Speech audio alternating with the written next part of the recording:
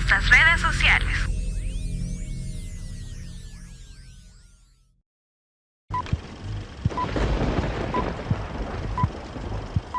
A continuación, Palabra de Dios. Bueno, sean bienvenidos a la casa de Dios, mis estimados hermanos. Siempre un agrado verle en su iglesia. Esta noche vamos a meditar en algo, espero yo, en primer lugar, interesante, edificante. Y es que muchas veces hablamos del término profecía. Y entre los que usan el término de manera sensacionalista para hacer referencia a la profecía, y los que tenemos que verlo, comprenderlo y identificar la importancia de ese mensaje para nosotros como iglesia o como cristianos, o como beneficiarios de este periodo llamado la gracia. Por ejemplo, si hablamos de un término para nosotros más que conocido, es el término evangelio. El término evangelio se deriva pues básicamente desde la época de Jesucristo, ¿verdad? Se identifican 4 evangelios. ¿Cuáles son los 4 evangelios, hermanos? Bárbaros, bien, venían preparados para el laboratorio, ¿verdad? También a nosotros nos hacen llamar evangélicos. Pero, ¿qué es el término evangelio? El término evangelio, mis estimados hermanos, simple y sencillamente se traduce como buenas noticias. Y su origen no necesariamente pues hace referencia a nuestro tiempo, sino incluso desde antes de Cristo se habló de unas buenas noticias. Esas buenas noticias las podemos nosotros, en los evangelios también se encuentra. Yo no sé si usted recuerda ese acontecimiento que cuando lo leemos de corrido, mis estimados hermanos, cuando lo leemos de corrido, quizás no tiene la magnitud de lo que realmente sucedió allí cuando lo vemos un poco más o bastante más despacio. Narra la Escritura que Jesús estaba en la sinagoga y que le pasaron el rollo. Ojo, porque en aquella época el término libro, como hoy día lo conocemos, no existía, sino que el término libro tenía que ver con rollos, con papiros, con pergaminos.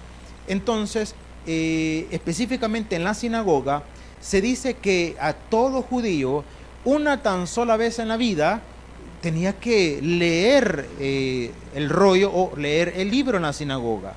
En esa oportunidad le correspondió el turno a nuestro Señor Jesucristo, y no es motivo de casualidad el hecho de que haya coincidido en el libro del profeta Isaías, cuando el Señor dijo: porque el Espíritu de Jehová está sobre mí, porque me ha ungido a predicar buenas nuevas a los cautivos, a declarar libertad a los oprimidos, hermano, y dio toda la profecía de Isaías.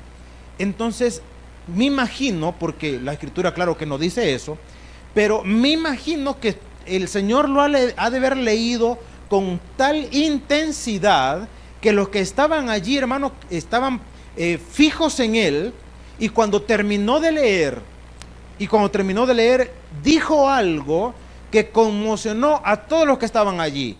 Y el Señor simplemente dijo: esta profecía se ha cumplido frente a vuestros ojos. Hermano, y la gente se quedó frisada. Ahora, el Señor lo que leyó fue la porción del profeta que encontramos en Isaías capítulo 61.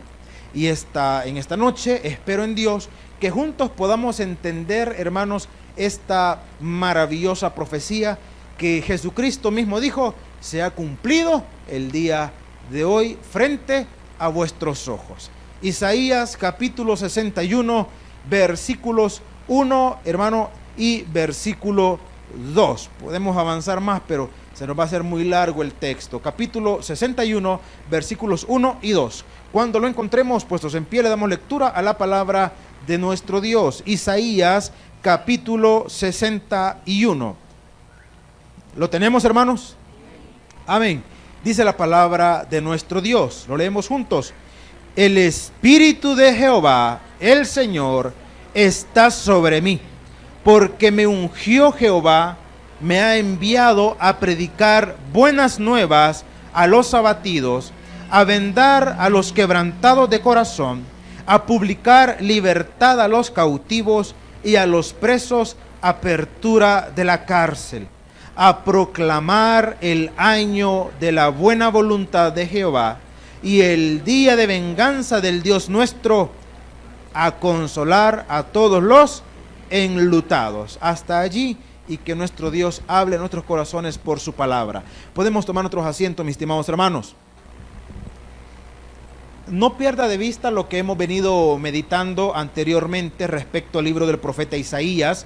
Recuerde que decíamos que para muchos Isaías, algunos le llaman como la Biblia resumida o la pequeña Biblia. Tiene varias características interesantes. Una de ellas es que está dividida en dos partes. Bueno, tiene 66 capítulos y está dividida en dos partes, ¿verdad? Del capítulo 1 al capítulo 39 y del capítulo 40 al 66. La primera parte hace referencia a toda la condición, digamos, de la consecuencia del pecado de Israel, y del 40 en adelante habla de la restauración, de la promesa de ese acontecimiento. Y dentro de toda esa promesa de la restauración encontramos, hermanos, los diferentes mensajes que hemos venido hablando los últimos 3-4 viernes. Y en esta oportunidad encontramos, hermano, esta profecía que apuntaba directamente a la época de Jesucristo. En la Biblia, hermanos, encontramos diferentes tipos de profecía.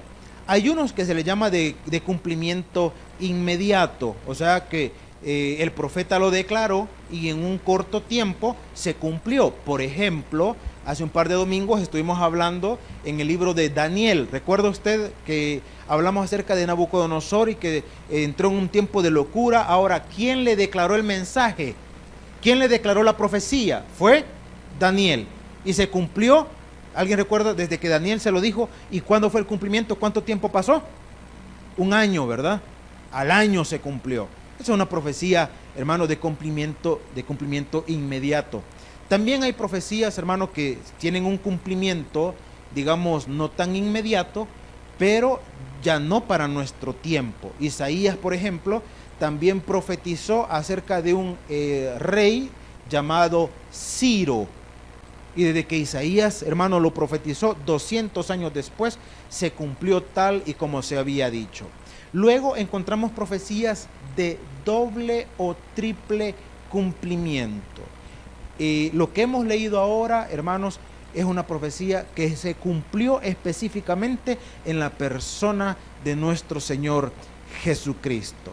El detalle es que en el Antiguo Testamento, hermanos, los profetas, hay cosas que ellos no pudieron identificar. Una de esas cosas que ellos no pudieron identificar es el período en el que hoy nosotros vivimos, que se llama el período de la gracia. El período de la gracia, en donde la misericordia de Dios se manifiesta de manera espectacular. ¿Cómo se manifiesta la misericordia de Dios? En que siendo nosotros pecadores, Cristo murió por nosotros. ¿Cuál es el único chispacito que encontramos de la gracia en el Antiguo Testamento? Lo encontramos en el libro del profeta Daniel. Daniel profetiza, allá por el capítulo 11 y 12, los últimos, profetiza acerca de 70 semanas. Usted lo va a encontrar con ese título, las 70 semanas del profeta Daniel.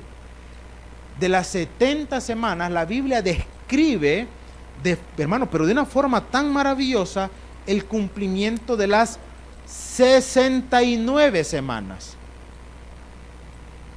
que comienza a partir del momento que se dio un decreto, se llama el decreto de Ciro. ¿Quién profetizó de Ciro, dijimos? Isaías.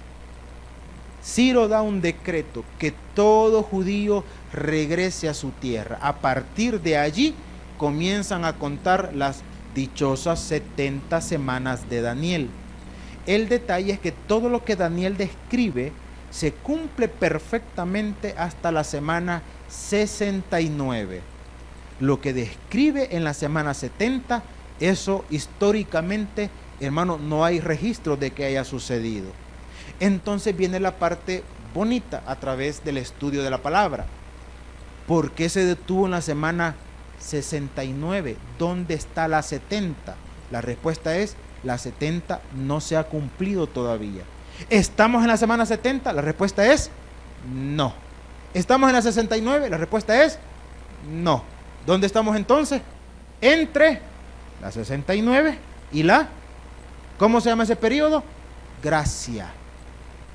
Los profetas no lo vieron, pero no significa que no hablaron de eso, porque aquí Isaías, me atrevería a decir, porque eso era también frecuente, porque el mensaje era de parte de Dios. Entonces el profeta no siempre tenía plena conciencia de lo que estaba declarando.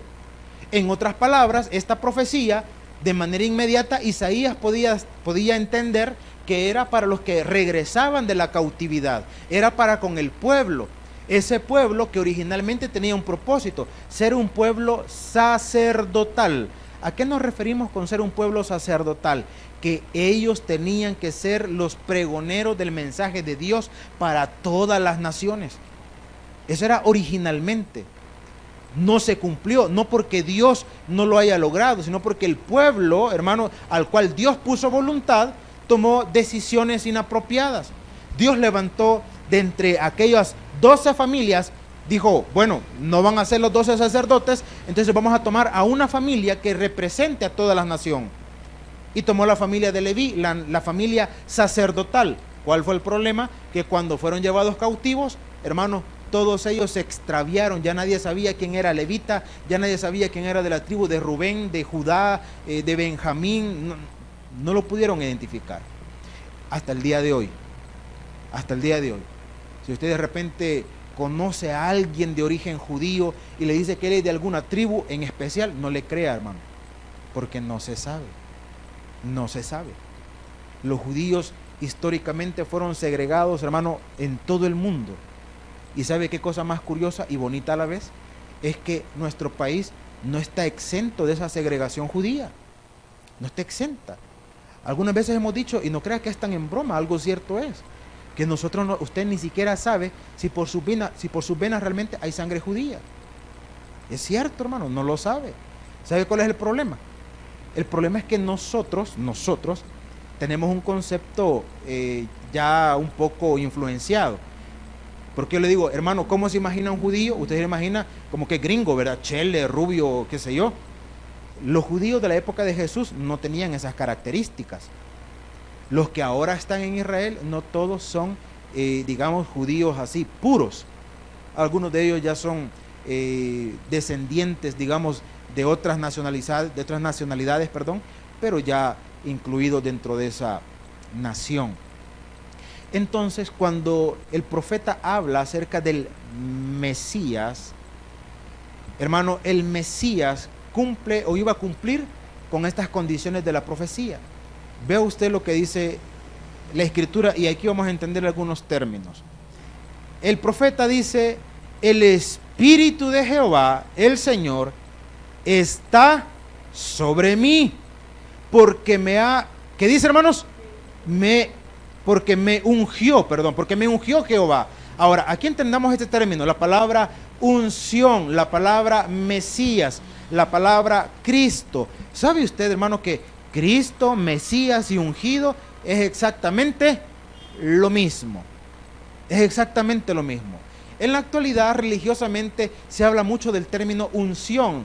Yo les he contado en otras oportunidades que estaba una señora, hermana en Cristo. Ella no se congregaba con nosotros, estoy hablando esto allá en el oriente del país.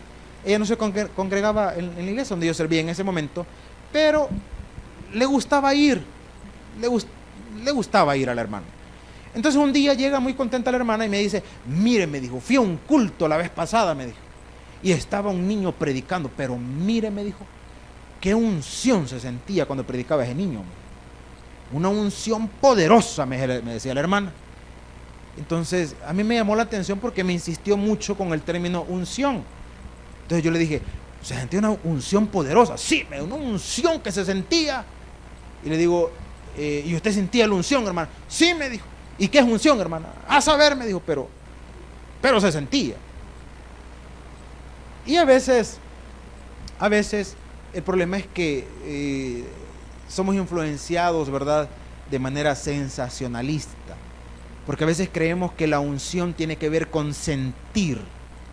Yo voy a salir o voy a estar en un culto lleno de unción dependiendo cuánto mis emociones sean estimuladas. Hermano, no, la emoción no tiene que ver con el estímulo de las emociones o de las sensaciones. ¿Qué tan bueno estuvo el culto? Depende cómo yo haya sentido. Hermano, no, un culto no va a estar espiritualmente mejor o peor, depende de lo que yo sienta. Porque la palabra unción, hermano, tiene que ver con el término autoridad. ¿Qué es unción? Autoridad. Entonces, cuando a Cristo, hermano, o cuando a nuestro Señor se le llama el Mesías, están diciendo, Él es el ungido, y quiero decirle que en la Biblia, hermanos, el término ungido no se le atribuye solamente a Jesucristo, sino que se le atribuye o se le atribuyó a toda persona que tuviera un grado de autoridad que se considerara puesta por Dios. ¿Recuerda usted cómo David se refería, hermanos, a Saúl? Cuando David tuvo la oportunidad, hermanos, de quitarle la vida a su enemigo, y cuando no lo hizo, David expresó y dijo, no, voy a parafrasear el término, David dijo, que Dios me guarde de tocar yo al ungido de Jehová. Para David, ¿quién era el ungido? Saúl. ¿Tiene que ver Saúl con nuestro Señor Jesucristo? No. Entonces, ¿por qué se le llama el ungido? Porque David reconocía que si ese hombre estaba allí, quien lo había puesto y quien le había dado autoridad, ¿quién era? Dios. Era Dios. Entonces, para él era el ungido. O sea que nosotros podríamos decir, mire, le podríamos llamar, y ponga atención en esto, entonces le podríamos llamar Mesías a Saúl. ¿Le podríamos llamar así? Técnicamente sí, porque era el ungido, que no representa a Dios hecho hombre o a Dios hombre, definitivamente que no, hermano. El problema es cuando nosotros solamente digerimos el término sin entenderlo. Cristo. ¿Y qué significa Cristo? Mesías. ¿Y qué significa Mesías? Ungido. ¿Y qué es el ungido? El que tiene toda la autoridad. Entonces, el profeta hace referencia a eso y dice, porque el Espíritu de Jehová el Señor está sobre mí, porque me ungió Jehová, me ha enviado. Fíjese bien, ¿dónde denota la autoridad? Él me ha dado autoridad, y como me ha dado autoridad, ¿me ha qué? Enviado. Me ha enviado. Algunas veces hemos comparado o hemos ejemplificado que el término ungido o aquel que tiene la autoridad es como en el plano del ejército. En el ejército puede estar alguien de alto rango, ¿verdad? Un general, un capitán, qué sé yo. Y está un soldado. El soldado es el de más bajo rango dentro de toda la jerarquía militar. Pero viene el general y le dice al soldado, soldado, vaya y dígale al batallón que se ordene. El soldado va, pero no va en su nombre, va en el nombre de su superior. Y él va y va a hablar en nombre de su superior. Pregunta, ¿el soldado lleva autoridad? La respuesta es, sí. ¿De él? No, del que lo mandó. El profeta, hermanos, habla de su condición.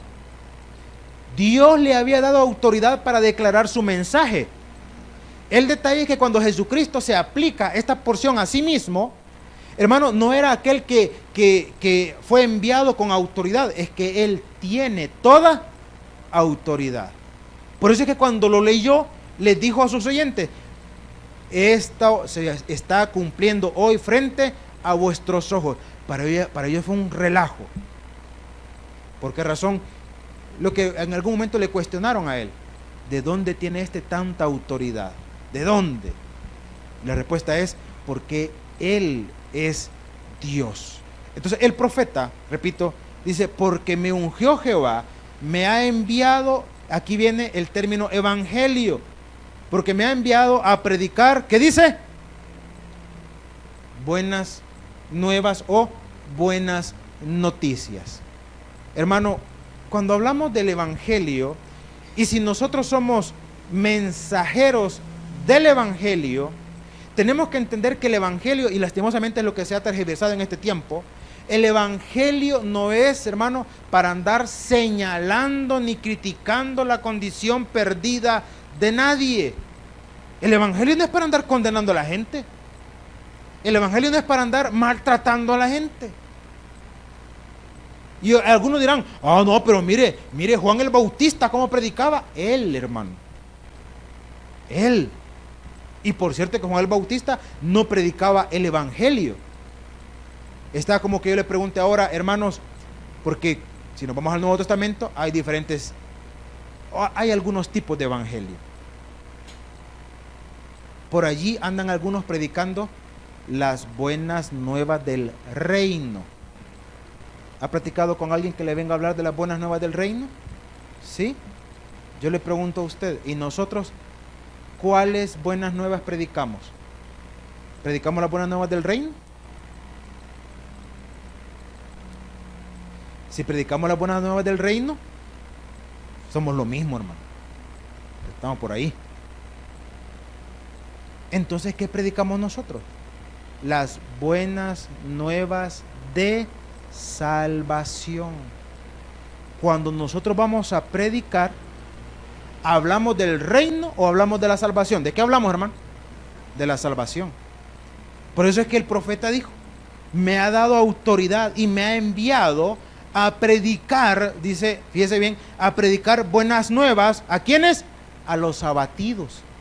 A los abatidos no le va a ir a decir, mire, usted está angustiado, ¿verdad? Sí, mire, pero un día va a haber un reino donde usted, todo ese abatimiento que tiene se le va a terminar. Un día va a estar el reino. Hermano, no es ese el mensaje. Mire, a los que están oprimidos, los que están encarcelados, decirles, un día usted va a ser libre. ¿Cuándo? No sé, pero un día, cuando cumpla la condena de los 40 años, entonces usted será libre. Hermano, no es ese el mensaje. No es ese el mensaje. El mensaje no es la esperanza de un reino que será mejor, aunque eso está bonito. Esto está bonito, pero no es eso. Sino que el hecho de poderle decir ahora, como dice aquí la Escritura, fíjese bien, dice, para predicar buenas nuevas a los abatidos. ¿Qué le vamos a decir a los abatidos entonces? Mire, ¿sabe qué? Su condición tiene una solución, y la solución está en la persona ¿de quién? De Jesucristo. Ahora, ¿cuándo se le va a terminar eso? No, yo no sé. Lo que sí le puedo garantizar es que su solución está en Cristo Jesús. El primer paso en la solución de todos sus problemas es ser salvo. Ese es el primer paso. Usted siendo salvo, siendo hijo de Dios, no se preocupe, Dios se va a encargar de lo demás. Bonito fuera que de manera inmediata. No, muchas veces no es de manera inmediata. Muchas veces es de forma pausada. Muchas veces va despacio. No porque Dios no tenga la habilidad, la pericia para solucionarle sus conflictos de forma inmediata. No, el propósito, siempre lo hemos dicho, es que nosotros tenemos que aprender también, hermano. Tenemos que aprender. Y para aprender, Dios utiliza, hermano, sus métodos. Y en sus métodos, muchas veces Dios trabaja con nosotros la paciencia. Trabaja la paciencia. Porque nosotros quisiéramos que las cosas fueran inmediatas. Quisiéramos que fueran ya. Y siempre hemos dicho de que estamos en un mundo tan acelerado. Estamos en un mundo, mis estimados hermanos, acostumbrados a todo lo inmediato, que hay cosas que para nosotros ya no son atractivas, ya no son llamativas, ya no lo son. Antes, si usted tenía un programa favorito, usted tenía que esperar día con día que llegara a tal hora. Imagínense usted, qué sé yo, ¿verdad? Tengo un programa, qué sé yo, un documental favorito en Canal 2 a las 8 de la noche. Documentales pasan ahí a esa hora, ¿verdad? Sí. Vale. Y usted tenía que esperar, hermano, hasta las 8 de la noche para verlo. O en todo caso, aquellos que son, que les encantan las series. Yo no sé si usted recuerda que habían series que solamente los pasaban el domingo. Entonces quedaba en capítulo y usted en la gran angustia hasta el otro domingo para ver. Y ahora, hermano, y ahora, o lo queremos ya. Mire, yo quiero que pongan ahí, ¿verdad? Netflix. Que pongan los 30 capítulos de la serie que me gusta. Y se va a echar un capítulo cada día. ¿Cuál? Hasta donde el espíritu dé. Y algunos se echan, hermano, se echan los 30 capítulos en un día. O sea, que hay gente que pasa bien ocupada, ¿verdad? Se los echan, hermano. Hoy ya no tiene que esperar allá hasta tales horas, no. Hoy está al alcance. Está al alcance. Y cuando, hermano, y cuando ese beneficio no lo perdemos o no lo tenemos de manera inmediata, nos desesperamos porque queremos las cosas. ¿Cuándo? Ya. Hay algunos hermanos que ya los programas diferidos ya no les son atractivos. Quieren verlos, pero en directo. En directo. Mire, hay un partido de fútbol de sus equipos favoritos, pero eso sí, lo van a pasar a las 2 de la madrugada. Yo sé que algunos dirán, ¿y que hay gente que se levanta a las 2 de la madrugada a ver partido? Pues vean más de alguno que está cerca suyo que se va a sonreír. Y se va a dar cuenta que sí, hermano. Pero mire, si el siguiente día lo van a pasar a las 9 de la mañana, no, ya sabrá qué chiste tiene. Si a esa hora ya le contaron todo, hasta quién falló el penalti, hasta quién lo expulsaron y todo lo demás. O sea, vivimos en un tiempo de la impaciencia. Entonces, el Señor nos ha dado de su autoridad y le dio autoridad a Jesucristo para ir y dar, sí, una solución inmediata, pero al principal de los conflictos. ¿Cuál es? El conflicto espiritual. El conflicto espiritual de donde se derivan todo lo demás, hermano. Todo lo demás. Si nosotros pudiéramos estar en paz con Dios y con nosotros mismos, créame, no nos meteríamos en problemas con los demás, hermano. Usted no estaría emproblemado con los demás, ni estaría enfermo usted mismo. Porque muchos de los problemas que nos agobian, o los problemas de salud que nos agobian, hermano, tienen un origen en nuestros conflictos espirituales o emocionales, como usted lo quiera ver. Ahora, eso no es ningún descubrimiento nuevo. Ya el proverbio lo dice, mire, el espíritu acongojado, dice, mire, tiene una condición conflictiva interna permanentemente. Lo dice en otras palabras. El espíritu triste seca los huesos, dice el proverbio. O sea, aquel que todo el tiempo anda acongojado, angustiado, encolerizado, aquel que anda conflictuado consigo mismo, simple y sencillamente, hermano, está secándose, está amargándose, está enfermándose a sí mismo. Entonces el Señor viene y dice, porque me ungió Jehová, me ha enviado a predicar buenas nuevas a los abatidos, a vendar, ¿a quiénes? Pero mire qué detalle más interesante, a los quebrantados. ¿De qué dice? Pregunta, agarrémonos en el plano así, literal. ¿Puede usted vendar un corazón, hermano? A menos que sea un cirujano, pero de esos que todavía no se han terminado de formar en tal especialidad, ¿se imagina usted? Hermano, yo veo que usted anda con el rostro así bien angustiado, tiene quebrado el corazón. Sí, me lo acaban de dañar, espera, ahorita se lo vendo, permítame, hermano. No está hablando del músculo, hermano. No está hablando del músculo. ¿De qué está hablando, hermano? De la condición emocional Y si usted quiere ponerlo espiritual, que viene siendo lo mismo. Que viene siendo lo mismo. Ya les he explicado en otras oportunidades que el término alma es la misma en el original, en el griego, es la misma del término mente. La mente no es el cerebro, la mente es la esencia del individuo, no es el cerebro. El término es el mismo, la palabra psique, otros lo traducen como psique, es lo mismo.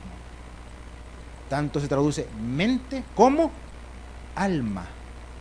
Entonces la parte emocional o espiritual, hermano, que está angustiada, que está quebrada, como menciona aquí la Escritura, dice: ¿a qué me envió Jehová?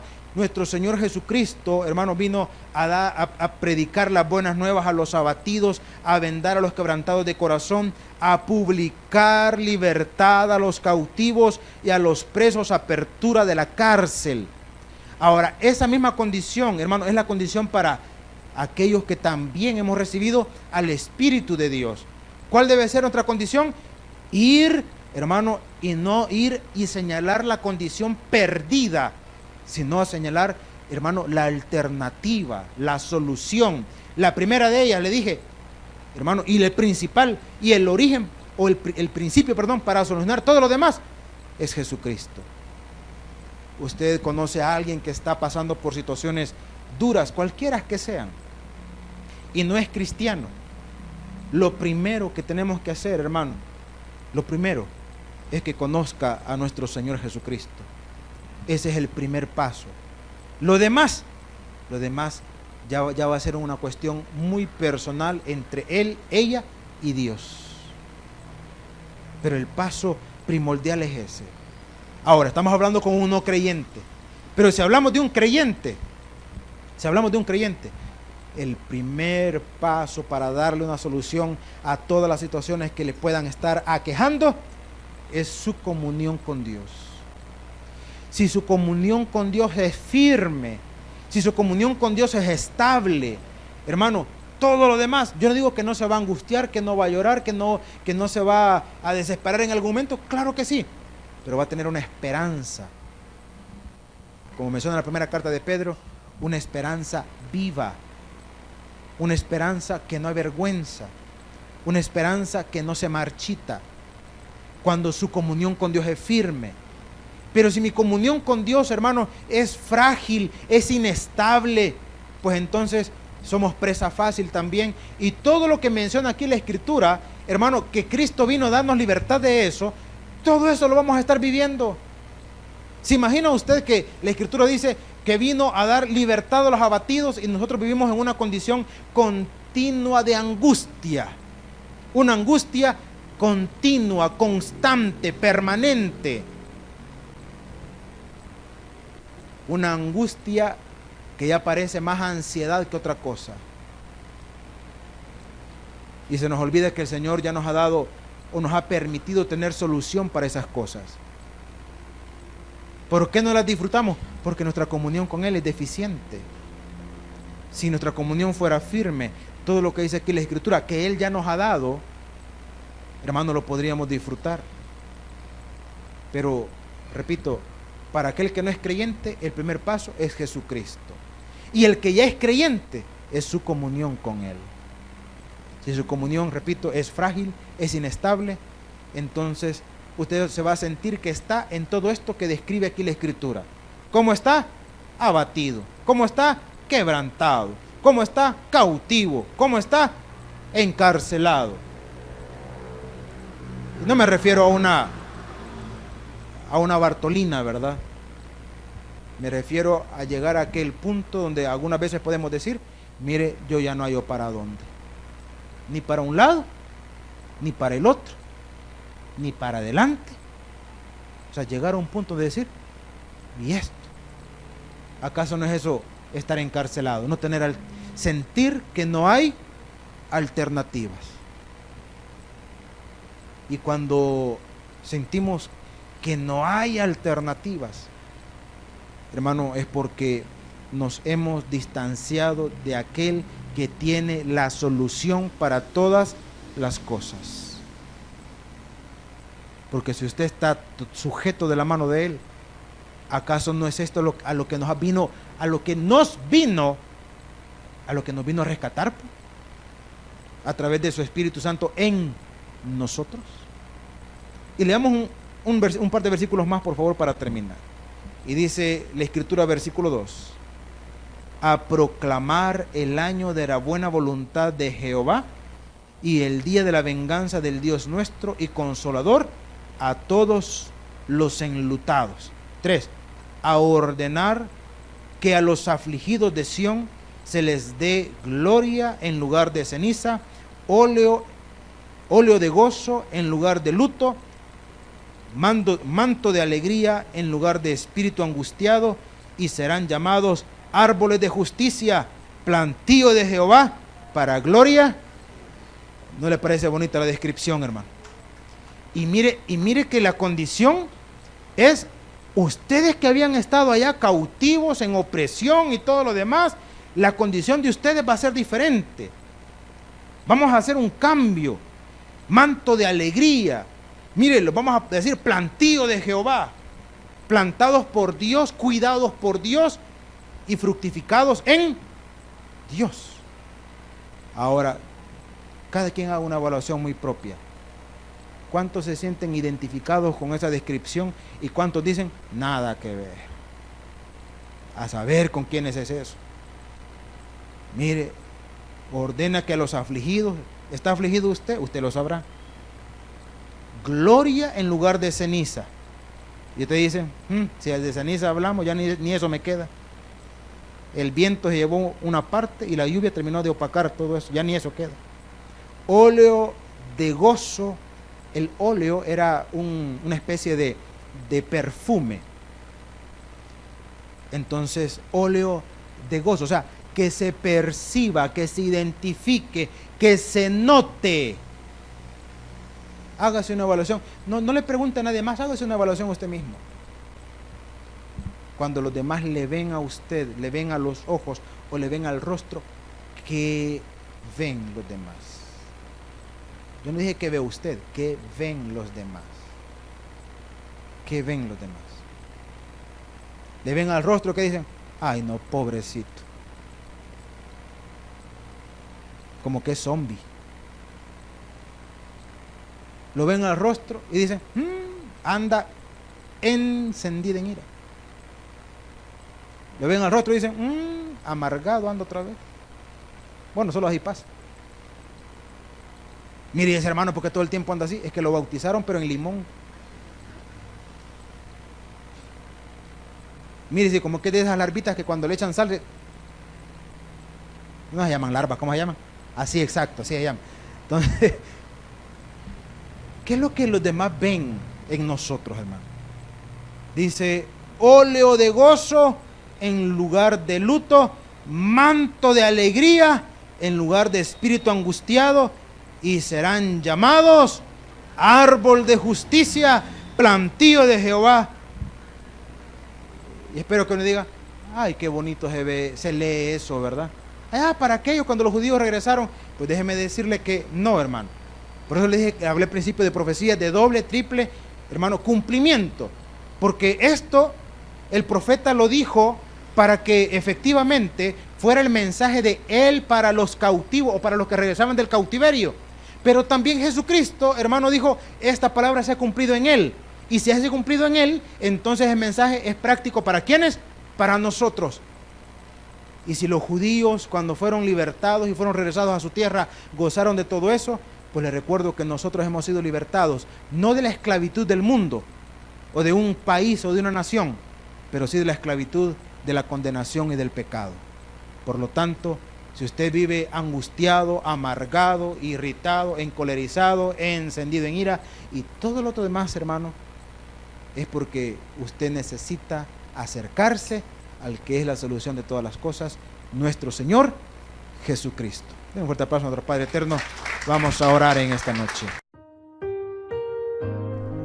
El predicador ha terminado su mensaje. Es tiempo de que recibas a Jesús como tu Salvador personal. Ora conmigo de la siguiente manera. Señor Jesús, Yo te recibo hoy como mi único y suficiente Salvador personal. Creo que eres Dios, que moriste en la cruz por mis pecados y que resucitaste al tercer día. Me arrepiento, soy pecador. Perdóname, Señor. Gracias doy al Padre por enviar al Hijo a morir en mi lugar. Gracias, Jesús, por salvar mi alma hoy en Cristo Jesús, mi Salvador. Amén. Bienvenido a la familia de Dios. Ahora te invitamos a que crezcas en el conocimiento de las Escrituras. Congrégate con nosotros. Estamos ubicados en kilómetro 6,5, carretera a Los Planes de Renderos.